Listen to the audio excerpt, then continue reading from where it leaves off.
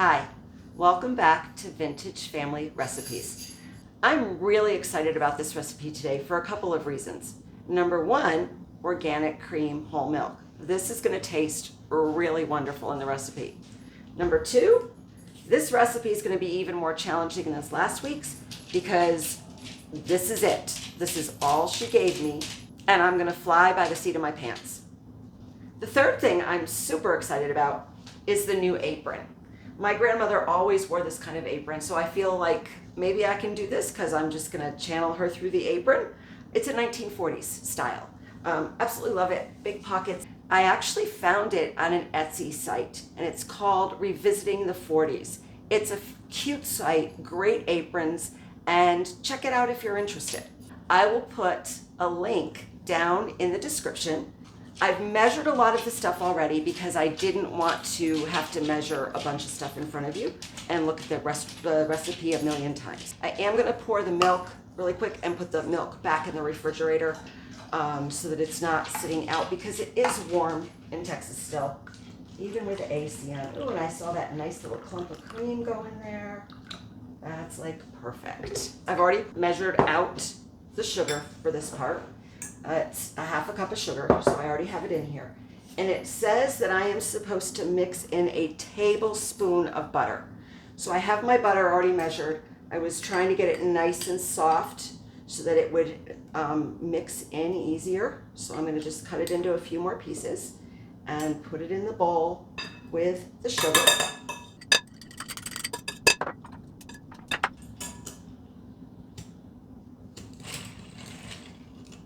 Yeah, I'm going to use a spoon. This is not going to work as smoothly because there's just not enough butter. So let me grab a spoon.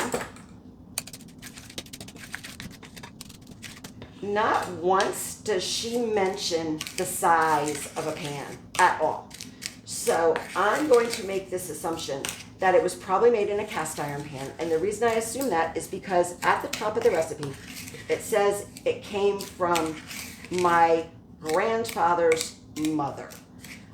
And that makes the recipe, at the time my grandmother wrote it down for me in 1984, it says that it was already over 100 years old.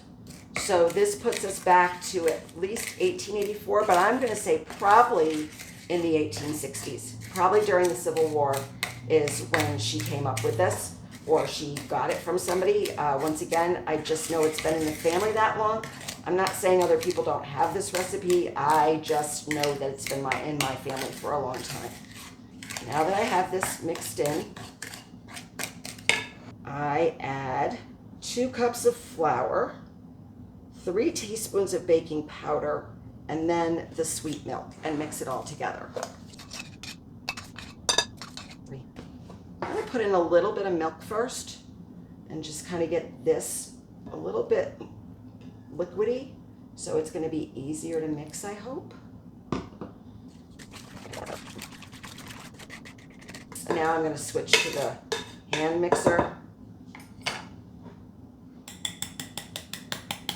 There's my flour, 2 cups, rest of my milk, and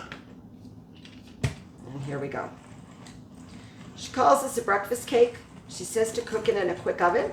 So I'm going to set my oven to 375. She did not tell me how long. There's nothing here about time. So I'm going to set it for 15 minutes, and I'm going to just keep taking it up in 5 increments because I have no idea at all how long this should be in the oven. And this is thick. So I'm going to switch gears again, and I'm going to go back to a spoon. This is definitely trial and error. Well, that's a little less flour in the cake. I'm sure it'll be fine.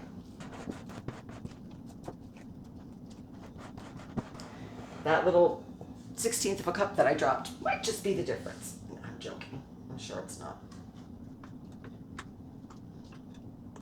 It looks like it's going to be fairly thin with the size of this pan.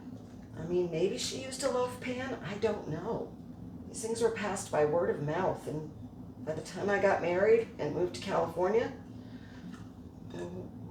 we didn't get to mouth very much anymore, and I really didn't get to bake with her, so I don't know what this is, what this was done with. If I'd been at home and we did this together, I would have some clue, but I do not. I've put the mix in the pan, so I am going to grab a spatula because I don't know that this spoon is going to move it around well enough because it is very thick. Like I said, this is definitely trial and error on my part. We're going to see. I'm going to get the rest of this out of here. It is very thick. I think it's more like a muffin batter than really a cake batter, but she calls it a cake, and she didn't say to use muffin tins, so I'm going with this. A loaf pan might have been the better choice, but I don't really know. I am second guessing myself right now. I think if I were going to make this again in a cast iron pan, well, first, if I make this again, I would make it in a loaf pan and see what that does. And then if that still wasn't solid, then I would probably make a double batch to put it in the cast iron pan because I don't have a smaller cast iron pan. This is the smallest one I have. That's as good as it's going to get around the side. Now, there's a topping. Kind of like a strudel, I think. I have my sugar and my cinnamon, and I am supposed to add 6 teaspoons of sugar. I have 1 teaspoon of flour. I have a teaspoon of cinnamon, and now I'm supposed to add a teaspoon of butter and mix this together. I'm making a lot of dirty dishes for this tiny little thing. I'm going to use a fork for this.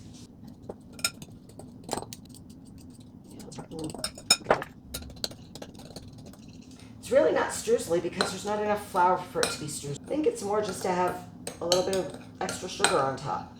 And I might, if I decide it doesn't look like it has enough to cover the whole top because this is bigger, I might just mix a little bit more cinnamon and sugar together and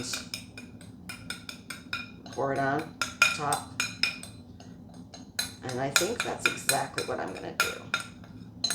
And because I'm going to do that, I'm actually going to cheat because I already have a cinnamon and sugar mixed up in my cabinet, and I'm going to grab it. I have my sugar and cinnamon already pre-mixed, and I'm just going to sprinkle some more of it on here. We're ready to go in the oven.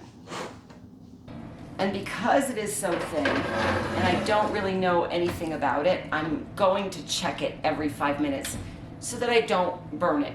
I put the cake in the oven before it reached its full temperature. I peeked. Don't really like the way the top looks. I feel like there's not enough butter, and that could just be me. So I'm going to open it again and look. And if I still feel like there needs to be a little bit more butter on the top, I'm going to put some in and melt it. So let's take a look. I am going to put a little bit of butter on it just because I feel like it needs a little bit. Could be wrong. At this point, I truly am winging it, and I'm going to put it right back in the oven. Just enough to get this a little bit more moist. I bet this only needs about maybe 10 minutes the most. Oh yeah, the butter's already melting nicely. Okay, I'm going to put it right back in the oven and set the timer for 5 more minutes. What that means is the first 5 minutes it was in the oven, it was cooking before it got to the full temperature. I've now cooked it for 5 minutes at the full temperature. I just reset the timer for 5 more minutes. So right now, by the time the timer goes off, it will have been in for 15 minutes. And we'll take a look in now 4.5 minutes and see what it looks like. I'm gonna go ahead and check it. It's been 5 minutes. It looks really good. I'm glad I added a little bit of extra butter. I am going to test it in the middle and see what it comes out like, because I really don't want it to burn on the bottom. Wow, it is nice and clean. Not sticky at all. Okay, it's done. If you put it in the oven before it's your full temperature.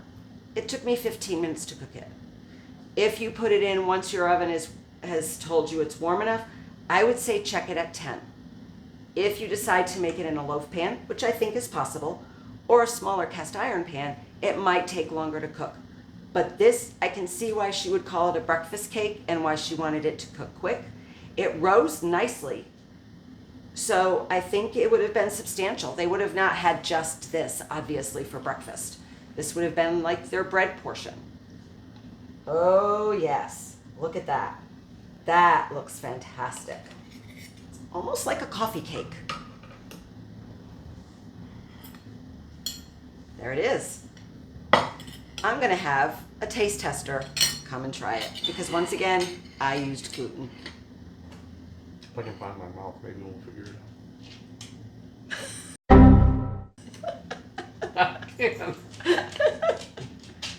I can't stop eating though either.